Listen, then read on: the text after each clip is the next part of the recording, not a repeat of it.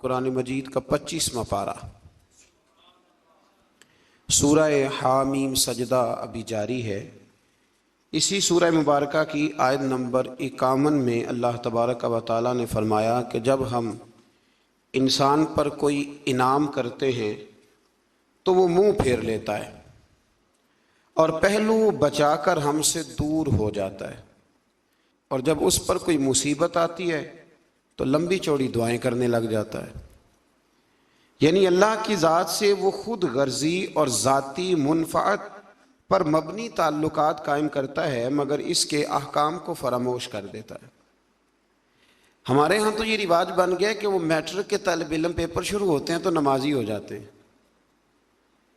Matric کا بچہ، اس کے ذہن میں یہ بات آتی ہے کہ اب چونکہ پیپر ہیں تو لہذا نماز پڑھو۔ تو اللہ فرماتے ہیں کہ یہ خود غرضی کا رشتہ، یعنی جب میں کوئی نعمت کرتا ہوں، جب اچھا یہ بتائیں کہ زیادہ نماز کب پڑھنی چاہیے؟ زیادہ تو پڑھنی چاہیے جب رزلٹ اچھا آ جائے، شکر کے طور پر۔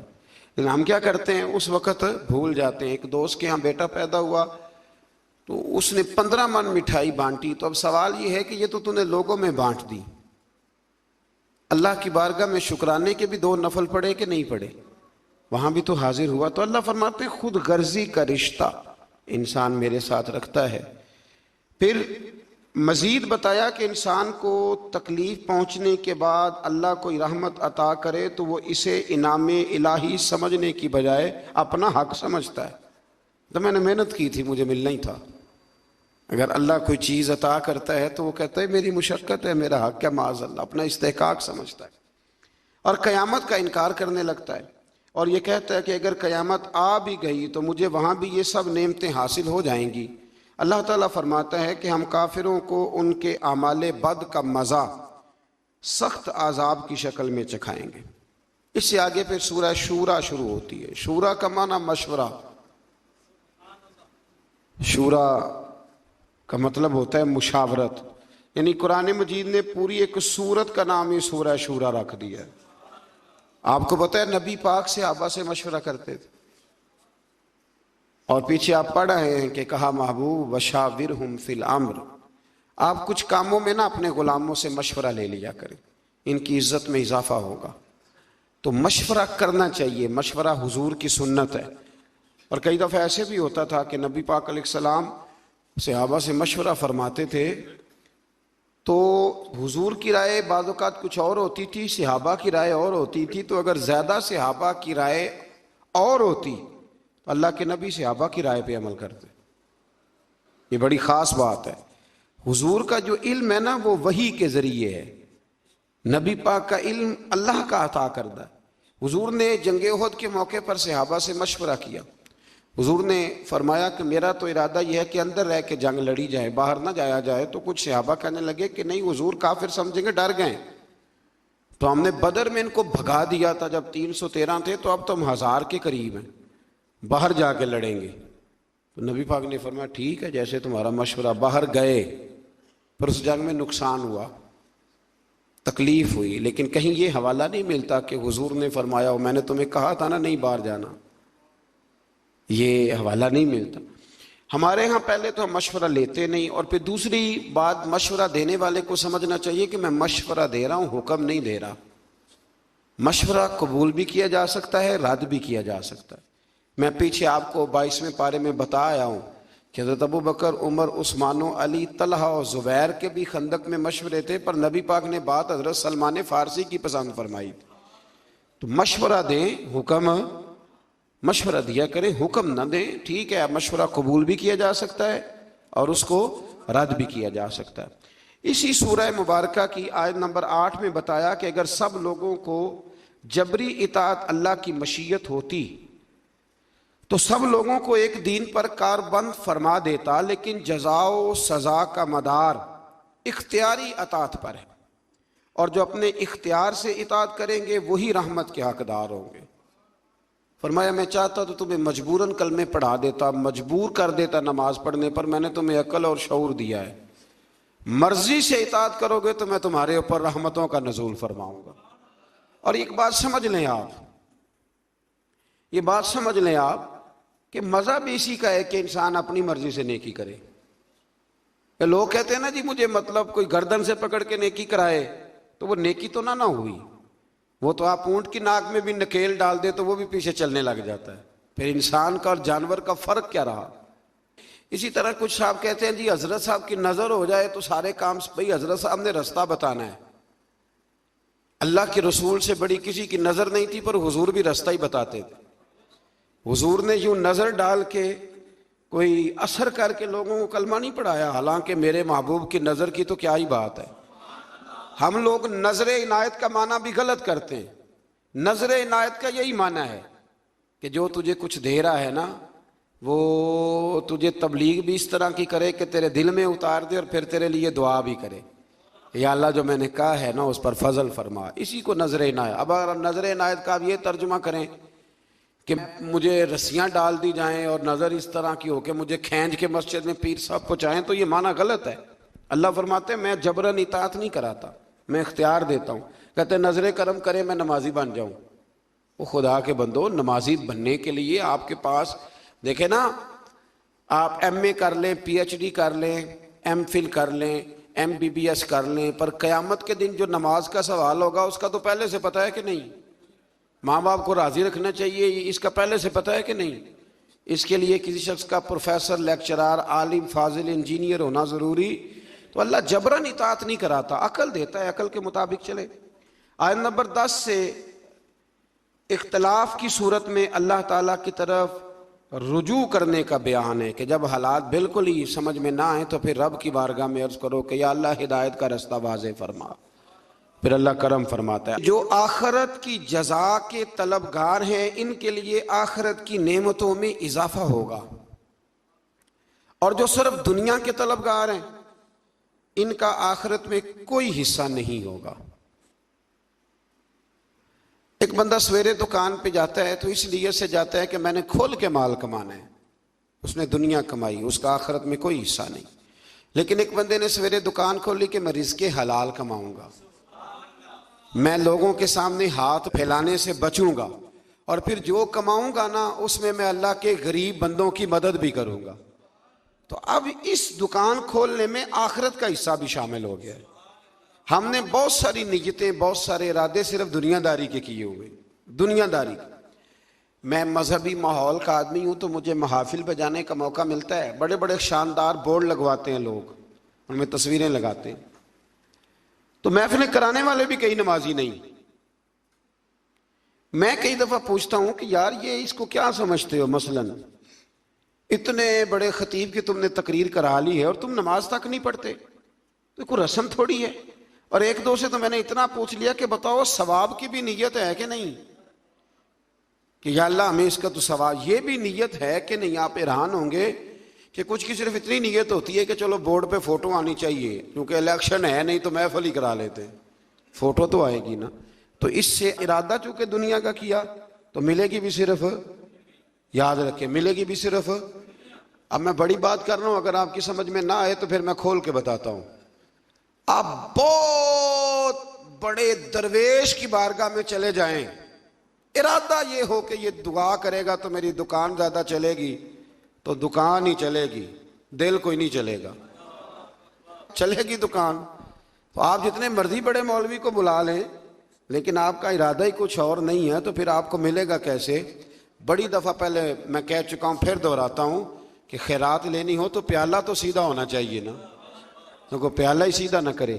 تو دنیا میں جو بھی آپ کام کریں، جو بھی، اس میں صرف دنیا کی نیت نہ کریں، کچھ نہ کچھ ارادہ آخرت کا بھی کچھ نہ کچھ ارادہ کر لیں، مہربانی کریں۔ میں کبھی کبھی پیار کرتا ہوں، مجھے محبت ہے نعت خوانوں سے، مجھے محبت ہے واعظین سے، مجھے محبت ہے قاریوں سے، پر ایک دو نعت خواں، آپ سمجھ ہی گئے ہوں گے میں کن نعت خوانوں کی بات کر رہا ہوں۔ ایک دو نعت خواں سے میں نے کہا ایک دو محفل میں، میں نے کہا کوئی ایک دو محفل مفت بھی پڑھو، مرنا بھی جے، کوئی کام آخرت کے لیے بھی کر لو، دنیا سے بھی جانا ہے، مطلب ہر محفل جو ہے وہ تم نے اس کا ریٹ رکھا ہوا ہے، ایک دو فری بھی کر لو، چلو دنیا سے بھی جانا ہے۔ اور یہ کتنا ظلم ہے کہ بندہ دین کا نام بھی لے تو دنیا اکٹھی کرنے کے لیے، دین کا نام لے تو دنیا جمع کرنے کے، اس سے باہر آئیں۔ میں کہا کرتا ہوں کہ اور بڑے تماشے ہیں پیسے جمع کرنے کے اور بندے جمع کرنے کے، دین کا نام لے کے تو نہ یہ کام کرو، وہ تو اللہ نے وعدہ کیا ہے ویسے ہی اپنے فضل سے عطا فرما دیتا ہے۔ تو پھر آیت نمبر 23 میں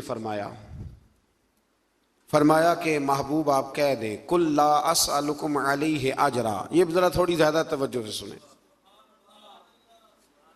نبی پاک صلی اللہ علیہ وسلم کے نا بہت زیادہ اخراجات تھے، گھر میں 11 ازواج ہیں، حضور صلی اللہ تعالی علیہ وسلم 9 تو ایک وقت میں رہتی تھی، اور صاحبزادیاں ہیں، خرچے ہیں، مہمان بڑے آتے ہیں۔ یہ آستانوں پہ علماء اور مشائخ کے پاس کبھی صرف آپ چائے پانی کا خرچہ ہی شمار کر لینا کتنا ہوتا ہے، اور آپ جس کو نہیں پلائیں گے وہ کہے گا کہ اخلاق ہی کوئی نہیں۔ بھئی اخلاق کے ساتھ جیب کی بھی تو ضرورت ہوتی ہے نا۔ تو صحابہ نے نا پلٹ کر دیکھا کہ نبی پاک علیہ السلام کے اخراجات زیادہ ہیں اور آمدن کوئی نہیں۔ حضور اعلان نبوت سے پہلے تجارت فرماتے تھے، اور یہ جو دین کا کام ہوتا ہے نا، یہ دین کا کام کرتے ہوئے اگر آپ کسی کو کہیں نا ساتھ کچھ اور بھی کر تو ممکن نہیں رہتا۔ اس لیے نبی پاک صلی اللہ تعالی علیہ وسلم سے ہی یہ سلسلہ رہا کہ سرور کائنات علیہ الصلوۃ والسلام نے پھر کاروبار چھوڑ دیا اور حضور صرف دین کی بات کرتے۔ صحابہ نے جب یہ ملاحظہ کیا تو اب انہوں نے نا ایک دن بیٹھ کے مشورہ کیا، یار عجیب بات نہیں، جو جاتا ہے حضور کے دروازے سے خالی نہیں آتا، لیکن بظاہر آمدن کوئی نہیں۔ ایک پروگرام بنایا کہ تھوڑے تھوڑے پیسے نا ہر مہینے جمع کریں گے، ہر مہینے، اور حضور کی بارگاہ میں نذرانہ پیش کریں گے۔ سب نے پیسے جمع کیے اور ڈیوٹی لگائی حضرت عباس کی جو نبی پاک کے چچا ہے، کہ یہ حضور کی بارگاہ میں عرض کریں کہ یا رسول اللہ یہ ہم کچھ دے تو نہیں سکتے جو آپ نے تبلیغ کی ہے، پر چلو یہ تھوڑا سا نذرانہ ہے۔ حضرت عباس لے کے گئے، حضور کی بارگاہ میں پیش کیا۔ محبوب نے کیا فرمانا تھا، رب نے قرآن نازل فرما دیا۔ فرمایا محبوب قُل لَا أَسْأَلُكُمْ عَلَيْهِ أَجْرًا إِلَّا الْمَوَدَّةَ فِي الْقُرْبَى۔ ان سے فرما دو کہ طائف میں پتھر کھانے سے لے کر احد میں دانت شہید کرانے تک میں نے تمہارے لیے بڑی محنت کی ہے، پر میں تم سے کوئی اجر نہیں مانگتا۔ ہاں اگر کچھ دینا ہی ہے نا تو میرے قریبیوں سے پیار کرتے رہنا، میری فاطمہ سے پیار کرنا، میرے علی سے پیار کرنا، عائشہ ختیجہ حفصہ اور سودا سے پیار کرنا، حسن سے پیار کرنا، حسین سے پیار کرنا، ان سے پیار کرنا۔ اور پھر صحابہ نے محبت کر کے دکھائی، انہوں نے پھر اس آیت پر عمل کر کے دکھایا۔ جب صحابہ میں وظیفے بانٹ رہے تھے نا حضرت عمر کے زمانے میں، تو سب کو 25-25 ہزار دینار ملے۔ حضرت عمر کے صاحبزادے عبداللہ ابن عمر بدر میں بھی شریک تھے، احد میں بھی شریک تھے، خندق میں بھی انہیں 25 ہزار ملا۔ حسن حسین کی باری آئی تو عمر نے 50-50 ہزار دینار دیا۔ حضرت عمر کے بیٹے نے گھر جا کے اماں سے شکایت کی کہ اماں میں تو نبی پاک کے زمانے میں جہاد کرتا تھا تو حسن اور حسین تو بچے تھے، تو آج وظیفے دینے کی باری آئی ہے تو ابا نے ان کو زیادہ دیا، مجھے کم دیا، تو میری تو ضرورت نہیں، تو آپ بات کریں۔ تو اماں نے بھی بڑے طریقے سے لے کے حضرت عمر سے بات کی، کیونکہ ڈائریکٹ تو شیر کے قریب جاتا ہی کوئی نہیں نا، آپ کو پتہ ہے۔ بڑے طریقے سے نا دائیں بائیں ہو کے بڑے سلیقے سے کہا، بچہ یہ بات کہہ رہا تھا، تو حضرت عمر کہنے لگے چل پتر کے پاس چلتے۔ جا کے بیٹے کو کھڑا کر کے بتایا، کہنے لگے پتر اٹھ ذرا، کیا کہا تو نے حسن حسین کو زیادہ کیوں دیا؟ فرمایا بتا تیری نانی کا نام بھی ختیجہ ہے، بتا تیری اماں کا نام بھی فاطمہ ہے، تیرے باپ کا نام علی ہے، کیا تیرے نانا کا نام بھی محمد مصطفیٰ ہے؟ فرمایا پتر میں نے باقیوں کو خدمت دیکھ کے دیا ہے، حسن اور حسین کو نسبت دیکھ کے دیا ہے۔ دین میں محبت اہل بیت کا بڑا ہی درجہ ہے۔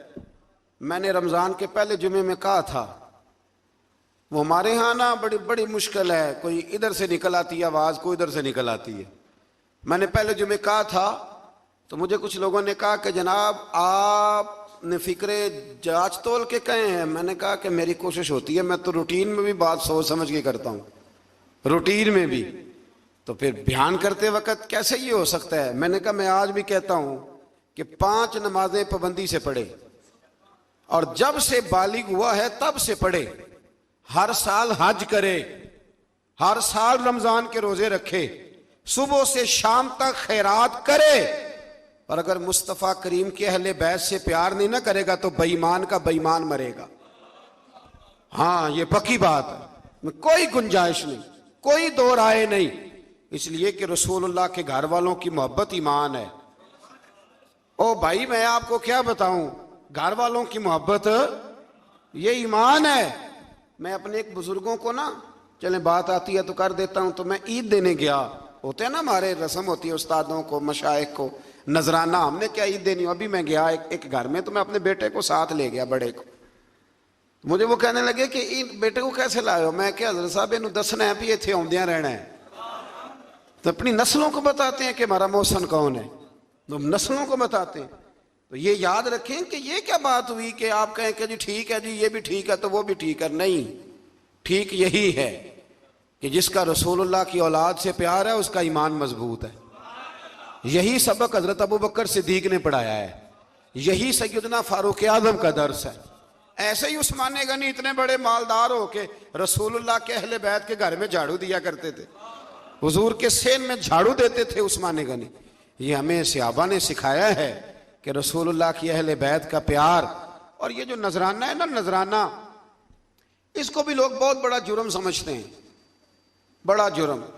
اور میں نے کل دیکھا جی آپ حضرت صاحب کو نذرانہ دے رہے تھے، تو صحابہ اگر نبی پاک کو نذرانہ دیں اور حضور قبول کر لیں تو کہتے ہیں کامل پیر وہ ہوتا ہے جو روٹی بھی نہ کھائے، کپڑے بھی نہ پہنے. سید ابو البرکات شاہ صاحب تھے لاہور میں، ان کے پاس گجرات کے یا کسی شہر کے کچھ لوگ گئے، کہنے لگے سب کوئی عالم دین دے جمعہ پڑھانا کے لیے. تو حضرت صاحب نے فرمایا کس طرح کا ہو؟ کہنے لگے اگر اچھا پڑھا لکھا ہو تو کیا ہی بات ہے، مسئلہ بھی بتائے تو کیا ہی بات ہے، اور اگر ممبر پہ بیٹھے سونا لگے تو پھر تو اور ہی کیا ہی بات ہے. تو حضرت صاحب اگر قرآن مجید بھی وہی سنائے نا تراویوں میں تو پھر اس پہ بھی سونے کا سواگا ہے. فرمانے لگے چلو بندوبست کر لیتے ہیں، دو گے کیا؟ مانا خدمت کیا کرو گے؟ تو کہنے لگے جی خدمت تو ہم نہیں کر سکتے، غریب لوگ ہیں. تو حضرت صاحب فرمانے لگے پھر میں تمہیں ایک عالم کا پتہ بتاتا ہوں، سونا بھی بڑا ہے، قرآن بھی بڑا اسے آتا ہے، باتیں ساری، اور کھاتا پیتا بھی کچھ نہیں. کہا وہ کون؟ کہنے لگے جبریل امین کو لے جاؤ، روٹی تو نہ کھائے گا، بس وہ فرشتہ ہے کھاتا پیتا، اس کو لے جاؤ. عجیب فلسفہ ہے نا جی. اور خدا کے بندو صحیح بخاری کی حدیث ہے، صحیح بخاری. نبی پاک نے حضرت عمر کو کچھ دیا تو عرض کی حضور مجھے ضرورت نہیں. تو نبی پاک نے فرمایا جو بن مانگے مل جائے نا وہ اللہ کی طرف سے ہوتا ہے، اسے رکھ لے. تو جب آپ کسی عالم کو، کسی صوفی کو، کسی کو دیتے ہیں تو اس کو سمجھ لیں میں کوئی ماحول نہیں بنا رہا اللہ کے فضل سے، میں کوئی ماحول، یہ باتیں کرتے ہوئے ڈر بھی بڑا لگتا ہے نا، لوگ جدھر مرضی بات کو لے جاتے ہیں. میں کوئی ماحول نہیں بنا رہا. اور اللہ کے فضل سے وہ جو میرے پیر بھائی ہیں نا، یہ جو ہوتے ہیں نا مرید اور شاگرد، ان کا درجہ اولاد کا ہوتا ہے. تو بچے سے تو بندہ حکمن بھی لے سکتا ہے نا، لیکن الحمدللہ تعالیٰ میرے پیر بھائی آپ کو ایسی کوئی بات نہیں کبھی بتائیں گے، اللہ کے فضل سے نہیں بتائیں گے. اس نے یہ مزاج نہیں دیا، اس نے یہ طبیعت نہیں دی، اس نے یہ رنگ نہیں دیا، یہ ذوق نہیں ہے ہمارا، ہمیں سکھایا نہیں گیا. تو ایسی کوئی بات نہیں، کوئی اس کو ماحول بنانا نہ سمجھے، اس کو کوئی بندہ ماحول بنانا نہ سمجھے. لیکن جو بات درست ہے وہ درست ہے. علماء کی، مشائخ کی، بزرگوں کی، جہاں جہاں آپ ہیں آپ وہاں ان کی خدمت کرنے کی کوشش کریں. اللہ کے بندے کو اللہ کا بندہ سمجھ کے جب خدمت کرتے ہو تو اللہ راضی ہوتا ہے، اللہ اس سے راضی ہوتا ہے. اللہ توفیق عطا فرمائے. اس سے آگے چلتے ہیں. آیت نمبر 27 میں بتایا، یہ سورہ شورا کی آیت نمبر 27 میں، اس میں جو مضمون ہے وہ بڑا شاندار ہے. غریب بندے ذرا توجہ سے سنیں گے آیت. غریب بندے سنیں اللہ کریم کیا فرماتے ہیں. آیت نمبر 27 میں فرمایا وَلَوْ بَسَطَ اللَّهُ الرِّزْقَ لِعِبَادِهِ لَبَغَوْا فِي الْأَرْضِ. فرمایا اگر اللہ کشادہ کر دیتا تمام بندوں کا رزق، سب کو زیادہ روزی دے دیتا تو زمین میں وہ سرکشی کرنے لگ جاتے. اللہ تعالیٰ فرماتا ہے کہ وہ اندازے کے مطابق دیتا ہے، جس کو جتنا چاہتا ہے عطا کر دیتا ہے. تو اگر اللہ، یاد رکھیں بہت سارے لوگ ہیں اگر ان کے پاس پیسہ آ جاتا وہ بغاوت کرتے. پیسہ ہمیشہ اچھا نہیں ہوتا، اس کو اللہ کا فضل بھی کہا گیا ہے. تو آپ اس بات پہ راضی رہیں جتنے پیسے ہمارے لیے اچھے تھے اللہ نے اتنے ہمیں دے دیے، اور جو ہمارے لیے ٹھیک نہیں تھے وہ رب نے ہمیں نہیں دیے، یہ یاد رکھ لیں۔ پھر اللہ تبارک و تعالیٰ نے آیت نمبر 33 میں فرمایا کہ سمندروں میں رواں دواں پہاڑوں کی مانند جہازوں کو ہم نے بنایا ہے، انہیں دیکھو گے تو تم انہیں ہماری نشانیاں پاؤ گے، اور وہ اپنے رب پر ہی توکل کرتے ہیں اور کبیرہ گناہوں سے اور بے حیائی کے کاموں سے بچتے ہیں اور غصے کے وقت معاف کرتے ہیں۔ یہ اللہ فرما رہا ہے کہ اس کے بندوں کی شان یہ ہے کہ معافی کب دیتے ہیں؟ غصہ کرنے کے بعد معافی مانگنے کی بات نہیں ہو رہی، غصے کے وقت وہ معاف کرتے ہیں۔ اور فرمایا اللہ تعالیٰ کے حکم کو قبول کرتے ہیں اور نمازوں کو قائم کرتے ہیں۔ مزید بتایا کہ مسلمانوں کے معاملات باہمی مشاورت سے طے ہوتے ہیں، اور برائی کا بدلہ اس جیسی برائی سے، یعنی عدل کا تقاضا ہے، لیکن جس نے اپنے قصوروار کو